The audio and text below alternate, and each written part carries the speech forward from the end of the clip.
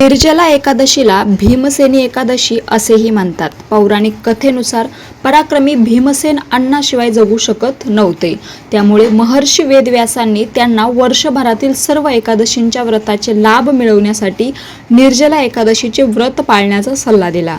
तेव्हापासून ही एकादशी विशेषतः भीमसेन एकादशी म्हणून प्रसिद्ध झाली आहे। निर्जला या शब्दाचा अर्थ पाण्याशिवाय असा आहे।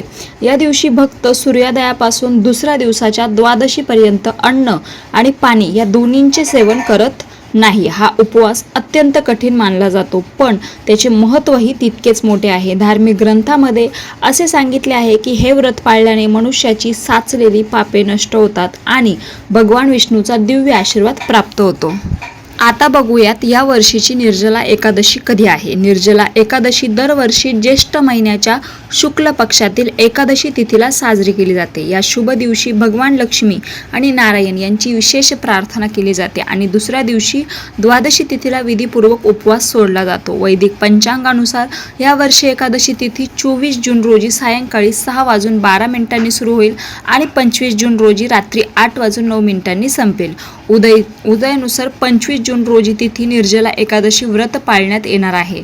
निर्जला एकादशी व्रताचे महत्त्व। निर्जला एकादशी हा सर्व पापांचा नाश करणारा दिवस मानला जातो। असे मानले जाते की या दिवशी उपवास, पूजा आणि दान केल्याने शाश्वत पुण्य प्राप्त होते।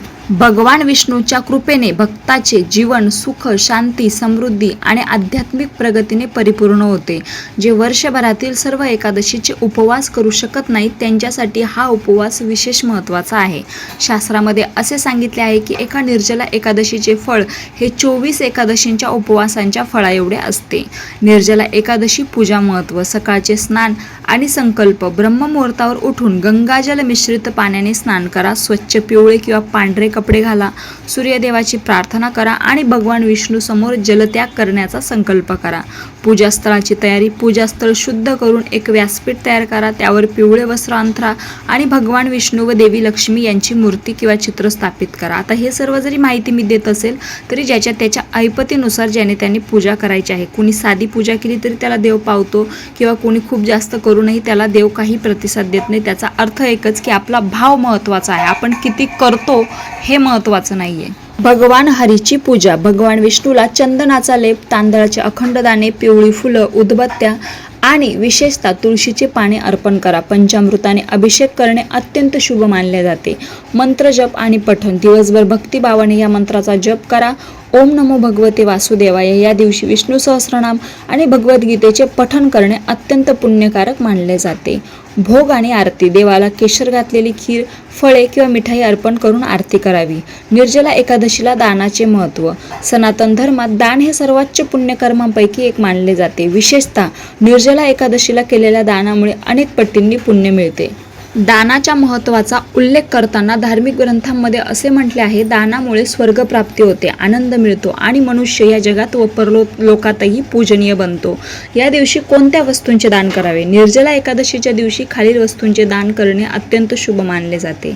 अन्न आणि अन्न। पाण्याने भरलेले मातीचे भांडे, कपडे, फळं आणि फुले, छत्री, शूज आणि स्लीपर्स, थंड पेय, पैशाची देणगी, अन्नदान करण्याचे विशेष सद्गुण। म्हणजे तुम्ही काहीही करू शकता। या शुभ प्रसंगी गरीब, असहाय्य आणि गरजू लोकांना भोजन देणे अत्यंत पुण्यकारक मानले जाते। असे म्हटले जाते की भुकेल्यांना भोजन देणे हे प्रत्यक्ष भगवान नारायणाची सेवा करण्यासारखेच आहे।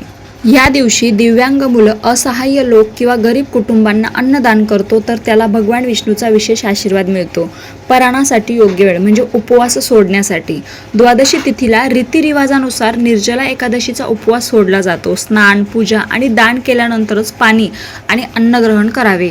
दिक्र पंचांगानुसार 26 जून 2026 रोजी येणाऱ्या द्वादशी तिथीला पारण म्हणजेच उपवास सोडणे करण्यासाठी शुभ वेळ सकाळी 6 ते 8:30 अशी आहे। उपवास सोडण्यापूर्वी भगवान लक्ष्मी नारायणाची पूजा करावी आणि त्यानंतर अन्नदान करून उपवास पूर्ण करावा। रामकृष्ण हरी।